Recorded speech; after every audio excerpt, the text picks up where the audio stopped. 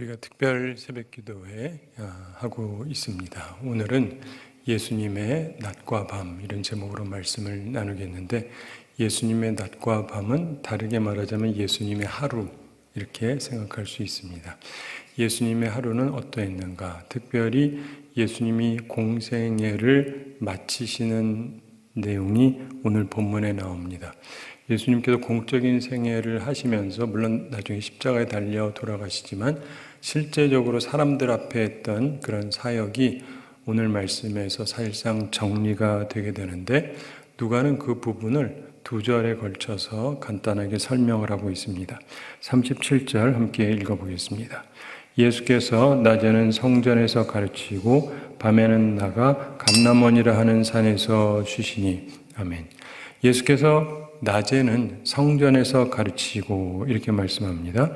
예수님께서 십자가를 지기 며칠 전 마지막 시간에 낮이면 성전에서 가르치셨다. 이 얘기는 뭐냐면 계속해서 가르치는 사역을 하셨다는 것입니다. 예수님은 끝까지 쉬지 않고 가르치셨습니다. 이것은 매우 중요한 부분입니다.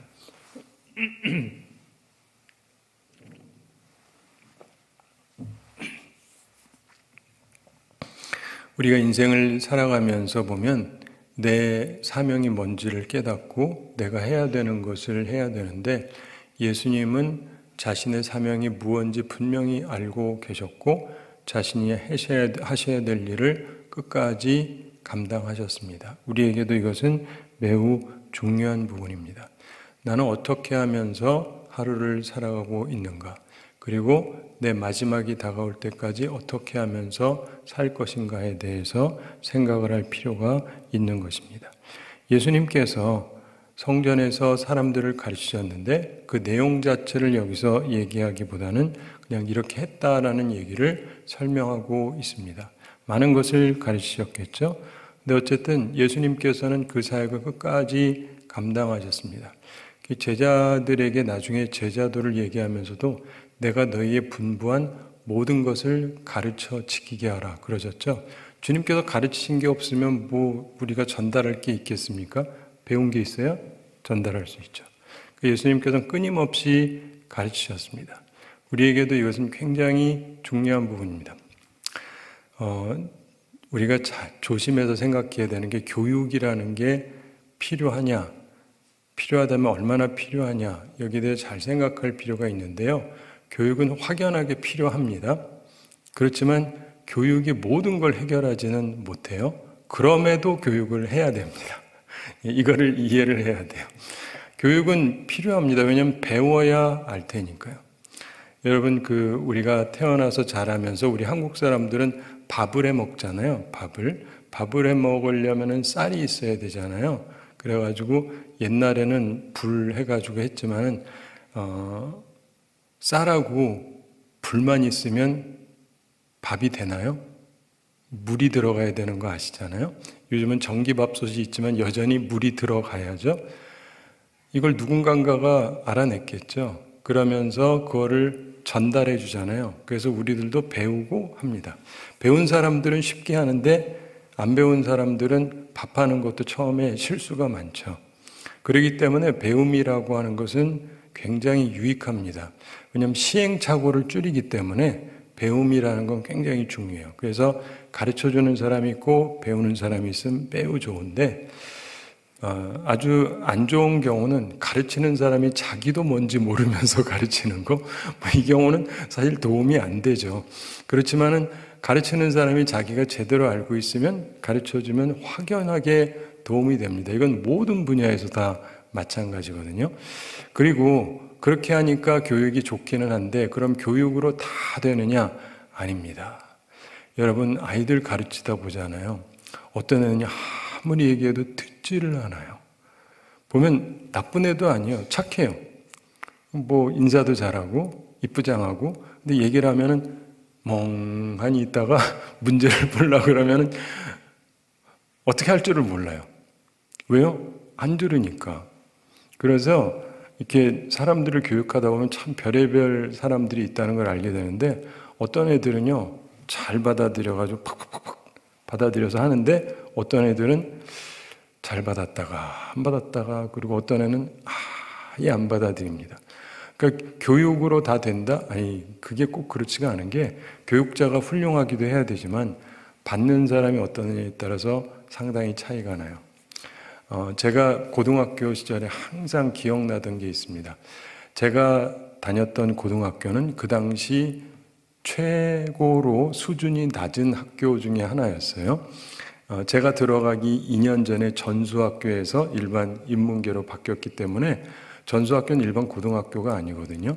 그래서 하여간 수준이 굉장히 낮고, 제 학교 바로 옆에는 우리나라에서 최고로 치는 게 경기, 서울 이렇거든요. 우리 학교 바로 옆에 서울 고등학교가 있었습니다. 근데 우리 때부터 이제 제비 뽑아서 가는데, 이제 서울 간 애들은 난 서울 다닌다, 그리고 우리는 상문이라고 그 당시 이름도 잘 모르던 그런 데를 다니는데, 서울 애들이 막 이렇게 잘난 척을 해요. 그러면 이제 우리도 한마디 하죠. 니들이 성적이 좋아서 간 게 아니라 제비 뽑아 갔는데, 뭐 옛날에는 시험 봐가지고 경기 뭐 서울을 갔지만 우리 땐 그게 아니라 뽑혀가지고 간 거니까요. 그런데 한 가지 분명한 거는, 어쩔 수 없는 게 서울고등학교에는 좋은 선생님이 많습니다. 그럴 수밖에 없잖아요. 거의 제일 좋은 학교고 제일 좋은 선생님들이 거기 있어요. 그리고 우리는요, 인문계에서도 가르쳐 본 적이 없는 선생님들이라, 선생님들이, 죄송합니다, 제가 선생님들 비난하는 게 아니라 진짜 모르세요. 아무것도 몰라요. 죄송합니다. 진짜 몰라요. 그래가지고 가르치시기가 힘들어요. 그래가지고 맨날 시간만 되면 우리 때리기만 해요. 그냥 할 줄 아는 건 때리는 것밖에 없어요. 그래가지고 우리 학교만 가면 맨날 얻어맞고, 배우는 건 하나도 없고, 그래서 우리는 알아서 공부를 해야 돼요. 알아서 공부를 해야 되는데, 우리 앞서 2학년 전에 앞서 있던 이분들이 대학을 가는데 서울대학을 무진장 많이 갔어요. 그래가지고 나라가 뒤집혔습니다. 이게 어찌 가능한가. 그래가지고 신흥명문이라는 이 이름이 붙었어요. 그래서 신흥명문을 다녔습니다. 우리 당시에. 근데 우리는 서로 웃고 있는 게, 선생님이 좋은 줄 알고 딴 사람들이 그 다음에는 우리 학교로 오고 싶어가지고, 이해가 돼요. 서울보다 우리가 더 많이 가니까 학교가 좋은 줄 알고, 그래가지고 여기 들어오고 싶어가지고 막 그러는데, 들어와봤자 도움되는 거 하나도 없어요. 내가 알아서 다 공부를 해야 되는데. 근데 사람들은 또 모르니까 그냥 저 학교가 좋은가 보다, 신흥명문이 된다. 근데 정말 얼마나 선생님들이 모르시냐면, 진짜 가르칠 능력 자체가 없으신 분들이 너무 많아가지고, 그런데 어떻게 그렇게 서울대도 많이 가고 연고대도 많이 가고 그랬냐면, 이유는 딱 하나밖에 없습니다. 이거는 그냥 사람들이 하는 말이긴 하지만 사실일 것 같아요. 그 당시가 이제 제5공화국 시대라고 해가지고, 그 당시는 이제 정부에서 하고 싶으면 막 다 했어요. 그래서 밀어붙이면 다 하는데, 자, 이렇게 추첨을 한다면 이게 동일하게 가야 되잖아요. 근데 일설에 의하면 이 학교가 너무 수준이 떨어지니까, 여기에 똑같이 보내면 대학을 못 갈 테니까 여기에다가 공부 잘하는 애들을 몰아집어넣었다는 거예요. 이해가 되죠? 성적 알잖아요. 근데 제비 뽑기 했다 그러고는 여기다 착 몰아넣어 버렸다는 거예요. 근데 그건 사실인 것 같아요. 확연하게. 그래가지고 애들이, 우리 쪽에 있는 애들이 공부를 굉장히 잘해요. 선생님은 모르고, 그러니까 선생님한테 질문 자체를 아무도 안 합니다. 해봤자 답이 안 나오니까. 잘못하면 얻어맞기나 하죠. 그리고 자기 스스로가 알아서 공부를 해야 돼요. 그런데 그걸 보면서 저희 어머님이 했던 말이 있어요.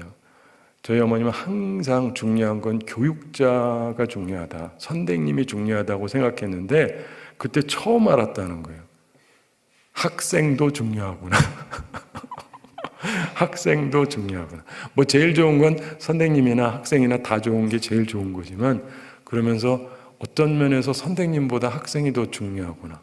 이 밭이 더 좋아야 돼요. 저도 목회하면서 느끼는 거는, 목사님들이 말씀을 전할 때 잘 전하기도 해야 되지만, 제일 좋은 건 말씀도 잘 전하고 밭도 옥토 같고 이게 최고의 모습이지만 어떤 분들은 보면 뭐 조금 그런 것 같은데 밭이 너무 좋아요. 그러니까 결실을 굉장히 많이 맺습니다. 그런데 예수님께서 이 말씀을 하시면서 그리고 이렇게 행동하시면서 우리에게 가르쳐 주는 바가 있잖아요. 나는 주님의 말씀을 보면서 어떻게 적용하고 어떻게 살아갈 것인가. 인생을 살아가면서요, 예수님께서는 자기 자신이 무엇을 해야 되는지를 명확히 알고 계셨고 그걸 끝까지 하셨고 그걸 제자들에게 보여주셨어요. 그러니까 우리들도 수용성이 좋은 사람이 돼야 돼요. 그래서 기왕이면 좋은 선생님을 만나면 제일 좋겠지만 정말 최고의 선생님을 못 만난다 할지라도 그래도 내가 수용성이 좋으면요, 많은 열매를 맺을 수가 있습니다. 여러분들이 좋은 밭으로 꼭 살아가시게 되기를 바랍니다. 그러면서 예수님은 가르치고 또 밤에는 나가서 감람원이라는 산에서 쉬시니 이렇게 말씀하고 있습니다. 감람원이라고 하는 산에서 밤을 보내셨다, 유숙하셨다 이런 얘기입니다. 이스라엘을 가보면은 그 예루살렘 성이 있으면 예루살렘이 약간 이렇게 산 중턱에 있거든요. 거기서 이렇게 내려오면서 다시 이쪽으로 올라가면서 감람산이 있습니다. 거기에 감람원이 있는데 언덕에 경사진 지역 중에서 확 트인 곳, 거기서 노숙하지 않으셨나 이렇게 생각을 해봅니다. 지금은 이제 거기를 잘 만들어 놓고 여기가 그 예수님께서 기도하셨던 바로 그곳이다라고 사람들에게 많이 얘기하는데 거기에 있는 나무가 뭐 2000년 넘는 나무도 있고 그 예수님 때부터 있었던 나무도 있겠죠. 그런데 이 말씀을 보면서 어떤 사람은 이곳 근처에 있는 제자들의 집에서 쉬셨다 이런 뜻일 수도 있다. 뭐 그렇게 보기도 합니다. 그럴 수도 있겠죠. 근데 어쨌든 참고로 이곳은 묵상하기에 참 좋은 곳입니다. 여러분들은 그 말씀 전하고 묵상하고 말씀 전하고 묵상하고가 생활화되어 있지는 않잖아요. 목사가 아니니까. 그러면 이제 저 같은 경우는 오늘도 말씀 전하지만 어제도 했고 뭐 어제도 아침도 하고 저녁도 하고 오늘도 또 하고 또 내일도 해야 되고 계속 해야 되지 않습니까? 그러면 이걸 하기 위해서는 말씀도 열심히 전해야 되지만 그 다음에 준비 시간이 좀 필요하거든요. 준비 시간이 필요한데 예수님께서 감람원이라고 하는 산에서 쉬셨다. 그러면서 예수님께서 그곳에서 분명히 묵상을 하셨을 겁니다. 그러면서 사람들과 어떤 이야기를 했는지 또 앞으로 또 무슨 이야기를 나눌 것인지 예수님에게 남은 시간이 많지가 않잖아요. 제가 언젠가 미국에 있을 때 그런 생각을 해본 적이 있습니다. 40대 초반인가 중반쯤에 그런 생각을 했어요. 이게 내 마지막 설교가 된다면 하고 생각을 해봤어요. 그랬더니 설교를 할 수 있는 건 무척 많잖아요. 제가 지금 새벽에도 계속 해나가는데 딱 하나밖에 못한다 그러면 오늘 설교 안 합니다. 이게 나빠서가 아니고 진짜 내가 생각하기에 이제 이게 마지막 한 말이다 그러면은 이거 말고 저는 생각하는 게 따로 있어요. 그런 것처럼 우리들이 살아가면서 보면은요, 여러분도 자녀들을 향해서도 수많은 잔소리와 수많은 말을 할 수 있지만 내가 딱 한마디 할 수 있다 그러면은 굉장히 심사숙고해서 한 말씀 하지 않겠습니까? 그런 것처럼 우리들의 삶 속에서 이렇게 묵상을 한다는 건 굉장히 소중하고 중요한 것입니다. 왜냐하면은 그것은 다른 사람은 몰라요. 나만 하는 시간이죠. 하나님과 나만 하는 시간인데 그 준비 시간이 있느냐와 없느냐는 나중에 가르칠 때 굉장한 차이가 나요. 차이가 날 수밖에 없습니다. 그런데 예수님께서는 그걸 꾸준히 하셨다는 거예요. 제가 예전에 기억나는 게 저희 아버님은 하여간 금요일만 되면은 기도원에 가셨어요. 그래가지고 거기서 철야를 하시는 거예요. 그리고는 이제 주일 준비를 하는 거예요. 금요일 집에서 주무시지도 않고 토요일은 사람 아무도 안 만납니다. 말씀 준비하시느라고. 근데 그리고는 이제 주일날 말씀을 이렇게 전하시는데 야, 참 대단하시다 싶은 거예요. 그리고 새벽 기도 하고 나면 뭐 이렇게 그 다음에도 움직이시는 거며 저녁에 일찍 주무시고, 왜냐하면 안 그러면 몸 관리가 안 되니까 새벽 기도 또 해야 되니까 그런 것들을 옆에서 이렇게 보면서 참 대단하시다 이런 생각했습니다. 근데 보면은 자신이 묵상하는 시간을 점점 없애버리면은요, 그래도 설교할 수 있어요. 왜 못하겠어요? 한 수십 년을 했는데. 그런데 그게 아니고 달라요. 그래서 여러분들의 삶 속에서도요, 여러분이 뭔가를 하셔야 된다면 깊게 묵상하는 게 필요합니다. 습관적으로 필요해요. 특별히 중요한 것을 할 때 그냥 하지 마시고 준비를 하셔야 돼요. 애한테 조언 한마디 하는 것도요, 여러분 자녀한테 할 때도 그렇고 혹은 배우자나 다른 사람한테 얘기할 때도 중요한 것이 있으면 좀 생각하고 하셔야 돼요. 물론 때로 그때 말해도 되는 것도 있지만은 내가 잘 준비해서 하는 거랑 그렇지 않은 거랑 차이가 많습니다.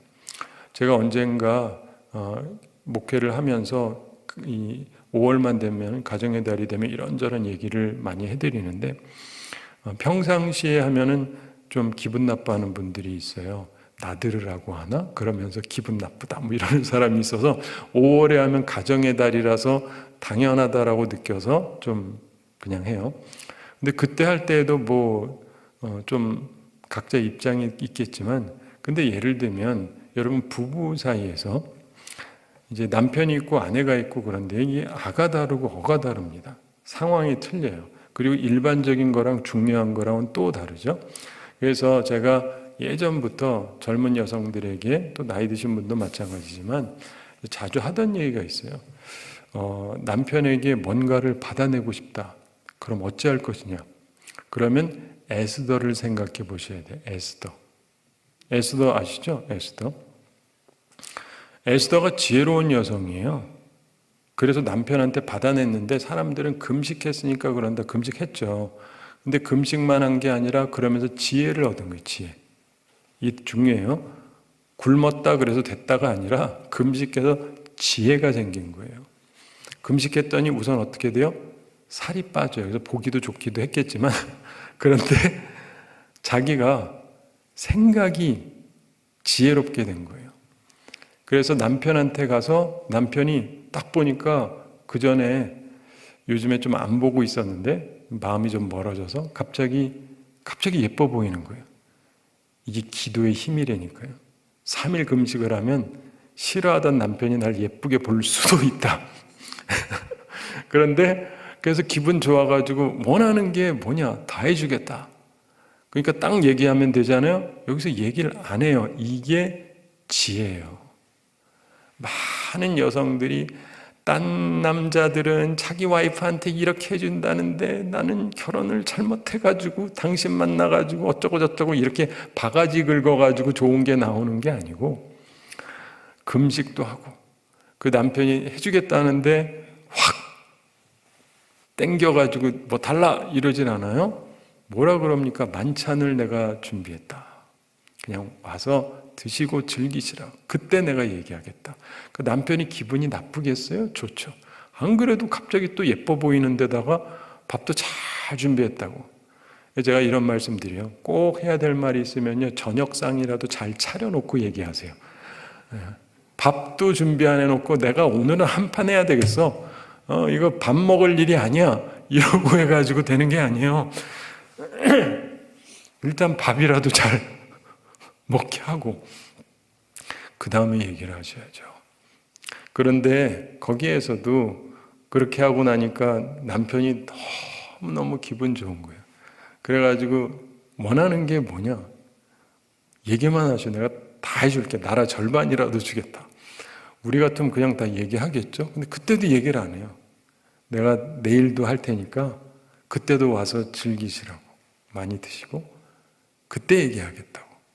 그 남편이 너무 좋잖아요. 아내 서비스가 갑자기 향상이 돼가지고 너무너무 좋은 거예요. 이게 어디서 나온 게 기도에서 온 지혜예요. 기도하지 않은 사람은요, 지혜롭지가 않아서 좋은 상황도 나쁘게 만들어요. 에스더서를 보면 본래 아하수에로 왕이 다른 여인이 있었습니다. 근데 그 여인이 굉장히 아름다웠어요. 괜찮았는데 그 여인하고 이혼을 했습니다. 여자를 말하자면 쫓아내버렸거든요. 왜 그랬어요? 이 여인이 남편의 말을 무시했기 때문에. 사실은 남편이 실수한 거예요. 술 먹고 좀 주흥이 일어나가지고 오라 그러는데 그 당시에는 그렇게 하는 게 예의가 아닙니다. 그래서 부인이 안 갔는데 그랬더니 이제 실갱이가 벌어진 거예요. 근데요, 어느 정도까지 하는 거지 사람들 앞에서 이거를 이 싸움이 되면은 남편 체면이 무너지거든요. 근데 계속 그러니까 남편이 무진장 화가 난 거예요. 그리고 동시에 옆에 있던 남자들도 다 화가 난 거예요. 이거 넘어가면 우리도 죽는다요. 이 케이스가 만인에게 알려지면 우리 집안에 우리 마누님께서 내 말을 듣겠냐 해가지고 다들 이 여자 쫓아내야 된다라고 남자들이 다 이구동성으로 하는 바람에 쫓겨난 거예요. 그러니까요, 우리가 인생을 살아가면서 굉장히 아름답고 굉장히 사랑을 받다가도 한순간에 버림받을 수도 있다. 그런데 지혜로우면 남편이 안 보다가도 갑자기 이쁘다 그러고 뭐 해줄까 뭐 그러고 원하는 게 뭔지 다 해주겠다고 그러고 그럴 수도 있다라는 걸 보게 돼요. 환경의 문제가 아니에요. 환경이 문제가 있긴 하지만 좋은 환경도 최악으로 만드는 어리석은 여성이고 최악의 환경도 최선으로 만드는 지혜로운 여성이 있다. 근데 여러분도 이번에 주제를 생각하시면서 항상 기도하고 깨어 있다 보면 지혜가 생기기 시작을 해요. 지혜로운 여성이 되면 어려운 것도 풀어가는데 안 그런 사람들은요, 좋은 걸 갖고도 다 망가뜨려 버려요. 미움을 받게 돼요. 인생을 그렇게 살면은 안 되는 거죠. 근데 예수님께서는 계속 묵상을 하신 겁니다. 아니, 우리 생각하기에 예수님이 묵상할 필요가 뭐가 있겠습니까? 그래도 예수님이 그렇게 하신 거예요. 그렇다고 한다면 우리는 더더욱 그 시간이 필요하겠죠. 자, 38절 함께 읽어보겠습니다. 모든 백성이 그 말씀을 들으려고 이른 아침에 성전에 나아가더라. 아멘. 모든 백성이 그 말씀을 들으려고. 그 당시 예루살렘에는 수많은 사람들이 몰려들었습니다. 많은 순례자들이 있었습니다. 그들이 예수님의 말씀을 그런데 특별히 듣고 싶어 했다는 것입니다. 유대 지도자들이 그 당시에 예수님을 함부로 체포하지 못했던 이유도 바로 이것 때문이었습니다. 그래서 십자가 고난은 예수님의 선택이었던 것이죠. 하나님의 예정이었던 것입니다. 모든 백성들이 그 말씀을 들으려고 이른 아침에 성전에 나아가더라. 예수님께서 이른 아침부터 성전에 가십니다. 그러니까 사람들도 그 말씀 듣고 싶어서 왔던 거예요. 우리의 삶에도 이것은 매우 중요한 것을 상징하고 있습니다. 예수님께서는 끝까지 충성하고 계셨고 자신의 역할을 잘 감당하셨기 때문에 그 말씀을 사랑하여서 모여드는 성도들이 있었다는 것입니다. 일과가 일찍 시작되었는데 주님께서는 그렇게 자신의 최선을 다하셨습니다. 우리가 이 말씀을 보면서 생각할 것이 있습니다. 우리가 지금 보는 게 누가복음인데 요한복음에 보면 바로 이러한 과정 속에서 간음 중에 잡힌 여인 이야기가 나옵니다. 마태마가 누가복음에는 없고 이제 요한복음에 나오는데 바로 이러한 과정 속에서 요한복음에서 보면 예수님께서 사람들에게 가르치고 있는데 한 여인을 끌고 왔다, 이런 내용이 나옵니다. 우리가 잘 아는 내용이죠. 자, 거기서도 보면은요, 주님께서 말씀을 가르치고 있는데 갑자기 방해 세력이 있는 거예요. 일부러 예수님 하는데 방해하려고 한 여인을 현장에서 잡아가지고 끌고 왔다, 이렇게 돼 있어요. 근데 예수님은 그 모든 과정을 통해서 잘 가르쳐 주시는 중요한 일들이 되도록 해주셨는데요. 그 사건도 여러분이 잘 아시겠습니다만은 생각을 해보면 예수님께서 가르치고 계시는데 어떤 여인이 간음하다가 현장에서 잡혔다, 이 얘기는 그런 의혹이 있다는 게 아니라 실제로 무슨 일을 하다가 거기서 잡혔다, 이 얘기예요. 근데 왜 예수님한테 끌고 옵니까? 그렇죠. 예수님한테 끌고 와야 되는 게 아니에요. 이 예루살렘이 굉장히 큰 성이고 거기 뭐 교사가 한둘이 아니고 제사장도 있고 많은데 왜 하필이면 예수님께 끌고 옵니까? 그거는 예수님을 시험하려고 끌고 온 것입니다. 그래서 우리가 잘 아는 대로 간음 중에 잡혔으면 어떻게 되느냐면 구약 성경에서는 돌로 치라고 돼 있어요. 근데 돌로 치라 그러면 어떻게 되냐면 현행 법에 위배가 돼요. 그 당시 이스라엘은 그 로마 총독이 관리하고 있었기 때문에 우리 아는 대로 나중에 대제사장들하고 이 공회에서 예수님을 정죄하고 그리고 또 빌라도한테 가잖아요. 왜냐하면은 자기네가 모든 권력을 갖고 있으면은 사형도 시킬 수가 있는데 로마가 사형만큼은 이 사람들이 할 수 있도록 권한을 주질 않았어요. 자기들의 허락을 받아야 돼요. 그래서 빌라도를 찾아간 거예요. 왜냐하면 사형은 빌라도만 시킬 수 있기 때문에. 이해가 되시죠? 그래서 본디오 빌라도에게 고난을 받았다 그러는 거예요. 왜냐하면 판결을 그가 했기 때문에 사형을 당한 거니까. 십자가에 달려 돌아가신 거죠. 근데 바로 같은 이유로 여성을 지금 죽이고 싶다. 그 경우는요. 빌라도한테 가야지 여기서 예수님이 돌로 치라 그러면 안 되거든요.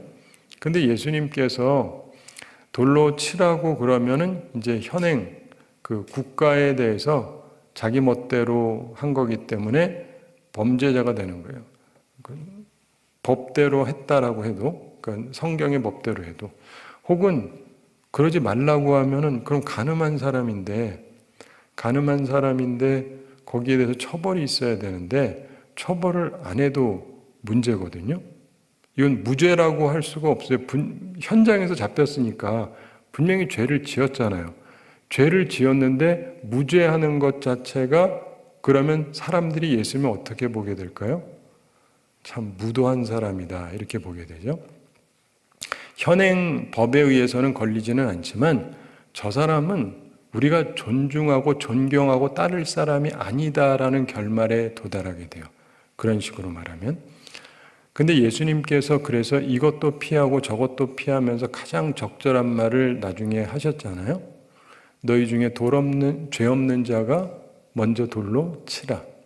그 돌로 치라고는 하셨는데 죄 없는 자가 치라 그랬더니 칠 수 있는 사람이 아무도 없어서 해결이 되기는 했는데 그 과정에서 보면 예수님께서는요 사람들을 꿰뚫어 보시는 거예요. 여러분에게도 이게 필요합니다.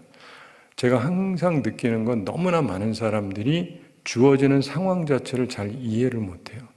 그리고 누가 속이려고 그러면 금방 속아요. 속지 마세요. 최대한 정신 바짝 차리고 실체가 뭔지를 이해하려고 노력을 해야 됩니다. 예수님께서 거기에 보면은 땅에다가 뭘 썼다고 돼 있어요. 뭐라고 썼는지는 설명이 없어요. 쓰시고 나서 그 다음에 너희 중에 죄 없는 자가 먼저 돌로 치라고 했더니 간 거예요. 이 부분이 굉장히 중요한 게 여러분 이 말을 그대로 하시잖아요. 돌로 칠 사람들 많습니다. 교회에서도 그렇고 예수님 흉내내는 사람들이 있어요. 죄 없는 사람이 돌로 치세요. 그럼 돌로 칠 사람들 많아요. 난 죄 없다고 생각해서. 그런데 예수님이 밑에다가 썼는데 이건 이제 유추 해석이긴 하지만 예수님께서 썼을 만한 내용들이 있어요. 첫째, 남자는 어디 있느냐? 현장에서 잡혔잖아요. 현장이면 남자랑 여자가 같이 있었어야 돼요. 근데 그럼 남자는 어디 있느냐? 왜 여자만 데려왔죠? 남자는 어디 있느냐? 현장에서 잡았는데 남자를 안 잡아왔다는 건 굉장히 이상한 거예요. 그래서 우리가 추정하는 것이지만 이 여자는 셋업된 사람이다 이렇게 봅니다. 무슨 말이냐면 제비 같은 남자가 이 여자를 꼬신 거예요. 그래가지고 하면서 사람들이 덮친 거죠. 근데 서로 짜고 한 거니까 이 남자는 도망가도록 둔 거예요. 이 여자만 잡아가면 되니까. 이해가 되세요? 네. 그러니까 예수님이 얘기하는 겁니다. 남자는 어디 있느냐? 그리고 이거 누가 작당했느냐? 이런 식으로 쓰면서 얘기를 하면 할 말이 없는 거예요. 너희 중에 죄 없는 자가 돌로 치라. 나는 다 알고 있고 하나님도 알고 있다. 이 악한 자들아. 이해가 되세요? 그냥 죄 없는 자가 돌로 치라 그러면 돌로 칠 사람 많다니까요. 아무거나 막 흉내내고 그러시면 안 돼요. 근데 예수님은요, 모든 것을 꿰뚫어 보시고 모든 상황을 아시고 이런 얘기들을 하시고, 그러니까 어떻게 해요? 한 사람 한 사람 돌로 치러 왔던 사람들이 놓고 가버립니다. 그랬더니 예수님께서 묻습니다. 너를 정죄하던 사람들이 어디 있느냐? 아무도 없습니다. 그랬더니 예수님이 뭐라고 말씀하세요? 나도 정죄하지 아니한다. 그걸로 끝이 아니에요. 다시는 이렇게 하지 말아라. 그러니까 예수님은 무조건 용서만 해주신다, 얼마든지 죄를 지어도 상관없다가 아니라 나도 정죄하지는 않는다 2번은. 그러나 똑같은 일 또 하지 말아라. 경고예요. 그러니까 주님이 하시는 걸 보면 하나부터 열까지 굉장히 완벽합니다. 근데 우리들은 주님의 말씀 속에서 내가 기분 좋은 것만 끌어다가 이거 갖다가 붙이고 좌로나 우로나 치우치는 경우가 굉장히 많아요. 그런데 이 말씀을 보면서 우리가 결론적으로 생각할 것은 예수님의 낮과 밤은 어땠는가? 예수님의 하루는 어떠했는가? 특별히 예루살렘에서 이 하루는 어떠했는가? 사람이요, 내가 곧 죽는다고 또 비참하게 죽을 거라는 걸 생각을 하면요, 내가 해야 될 걸 하기가 싫어져요. 열심히 하는 사람들도요, 내가 더 이상 왜 해야 돼? 이런 생각이 들기가 쉽습니다. 그런데 예수님은 자신의 사명을 끝까지 잘 감당하셨어요. 그리고 묵상하시면서, 그리고 계속 가르치고, 이걸 제자들이 옆에서 본 거예요. 제 아이들이 목사 아들이잖아요. 얘들이 누구보다도 목사 생활을 알겠죠. 그렇기 때문에 걔들이 날 보고 평가하는 바가 있습니다. 그게 가장 실체에 가깝겠죠. 근데 그런 것처럼 예수님 옆에 있었던 그 제자들이 예수님에 대해서 보고 느낀 바가 있었어요. 우리가 지금 예수님과 그 자리에서 함께 있었던 것은 아니지만, 제가 이런 말씀을 나누는 것은 이거를 여러분들이 생각하면서 예수님의 모습을 생각해 보시라는 거예요. 그러면 우리는 사순절을 지내면서 많은 교회들이 특세를 하고 있습니다. 그러면 우리도 예수님처럼 말씀을 전하고 또 와서 묵상하고 말씀 전하고 묵상해야 될 텐데, 여러분은 무슨 말씀을 전해야 되겠습니까? 전도하셔야죠. 예수 믿으세요를 하셔야죠. 수많은 교회에서 수많은 교회들이 수없이 특세를 하는데 전도를 해야 될 거 아니겠어요? 나가서 전도하고 밤이면 묵상하면서 어떻게 해야 좀 더 효과가 있을까라고 생각해보고, 또 낮이 되면 말씀을 전하고, 하루 종일은 안 한다 할지라도 하루에 한두 번이라도 좀 말씀하셔야죠. 그렇죠? 표정들이 조금 안 좋으신 것 같은데, 그런데 하셔야 돼요. 하셔야 돼요. 귀찮다 어쩌다 뭐 자꾸 핑계를 대지 마시고, 사순절 특세만 하고 그냥 아멘 끝나는 게 아니라 여러분들도 예수님처럼 사셔야 돼요. 그래서 복음을 전하셔야 돼요. 아무나가 아니라 듣는 사람에게. 안 듣는 사람 자꾸 찾아가서 싸우라는 게 아니고, 듣는 사람 있잖아요. 듣는 사람에게 말씀을 나누세요. 그리고 다시 한번 또 생각해보고, 여러분들이 계속 생각하면서, 특별히 교회를 안 다니는 분이 있으면 부활주일에는 꼭 오십시오 라고 하셔야 돼요. 이번 부활주일이 4월 20일입니다. 그래서 부활주일에 우리 교회 한번 갑시다. 예배 드립시다. 이렇게 하면서 여러분들이 전도를 꾸준하게 하셔야 돼요. 전도도 습관입니다. 안 하는 것도 습관이고요. 하는 것도 습관이에요. 근데 안 하는 게 습관이 되면 점점 못하게 돼요. 네, 하셔야 됩니다. 우리의 낮과 밤은 어떤가? 사명을 감당하고 있는가? 주님과 교통하며 지내고 있는가? 주님, 제가 잘하고 있나요? 제가 뭐 좀 보완해야 될 게 있나요? 생각해 보시면서 스스로를 돌이켜 보시고 주님 앞에서 전도에 힘써서 하나님께 영광 돌리며 살아가는 우리 모두가 되기를 바랍니다. 우리 함께 기도하겠습니다. 사랑의 하나님 아버지, 우리를 사랑해 주시고 오늘도 저희에게 귀한 말씀 주심을 감사드립니다. 주의 말씀을 기억하면서 저희들이 온전히 살아가게 하여 주시옵소서. 예수님께서 하루를 어떻게 보내셨는지 말씀을 상고해 봤는데, 우리들이 주님을 따르는 제자들로서 주님을 본받아 살아갈 수 있게 하여 주시옵소서. 특별히 이 사순절 기간 맞고 특세 기간을 맞이하면서 우리도 주님처럼 복음을 전하고 말씀을 듣고자 하는 사람들에게 말씀을 전하는 우리들이 사명을 잘 감당하게 해주시고, 그래서 많은 사람들을 주님께로 인도하는 죄 사람들 다 되게 하여 주시옵소서. 주님, 저희들은 심히 부족하오니 항상 은혜 베풀어 주시옵소서. 우리 성도들 영육간에 강건케 해주시고 일용할 양식 공급해 주시고 시험에 들지 않고 항상 악과 싸워 이기는 죄 용사들 다 되게 하여 주시옵소서.